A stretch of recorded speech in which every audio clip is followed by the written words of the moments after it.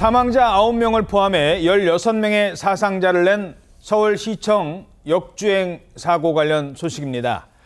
경찰이 사고 발생 한 달 만에 가해 차량 운전자를 검찰에 송치하면서 오늘 최종 수사 결과 발표했습니다. 경찰의 결론 이것이었습니다. 가속페달의 변이량은 최대 99%까지로 피의자가 가속페달을 밟았다, 뗐다를 반복한 것으로 기록되었고, 이번 사고는 차량 결함에 의한 사고라는 피의자의 주장과는 달리 피의자의 운전 조작 미숙으로 의한 사고로 판단하였습니다. 자, 가속 페달을요 99%까지 밟았답니다. 100%라는 수치가 거의 안 나오니까 끝까지 밟았다는 거예요. 아니, 수년간 버스 운전한 베테랑 운전자였다면서요. 브레이크가 말을 듣지 않았다고 주장했습니다. 하지만 결국은 이게 운전 미숙이라고요? 그렇습니다. 운전자가 급발진을 그렇게 재차 주장해 왔는데 결국 운전 미숙이라는 결론이 났습니다. 경찰은 분석한 결과를 내놨는데요. EDR 분석에 따르면 사고 발생 5초 전부터 사고 발생까지 이 브레이크는 작동되지 않았다. 대신 가속 페달을 밟았던 사실을 확인했다고 전했습니다.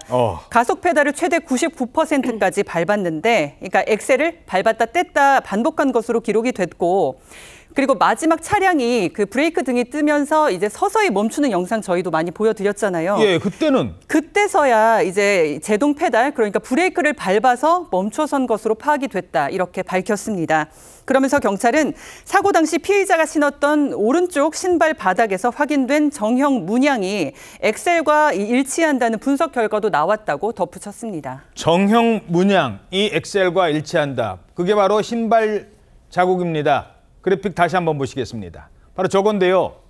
결정적 증거가 된 건 바로 신발 바닥에 저렇게 엑셀을 밟았을 때, 그것도 풀 악셀로 밟았을 때 신발에 남게 되는 저 엑셀 페달 자국이었습니다. 물론 저희들이 그래픽으로 만든 겁니다만 왼쪽에 있는 거 넓게 가로로 긴 게 브레이크고 세로로 긴 게 엑셀이잖아요.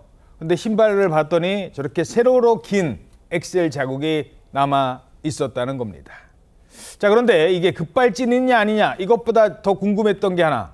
아니, 왜 그 차를 인도로 돌고 갔을까? 왜 인도로 돌진을 했을까 하는 점입니다.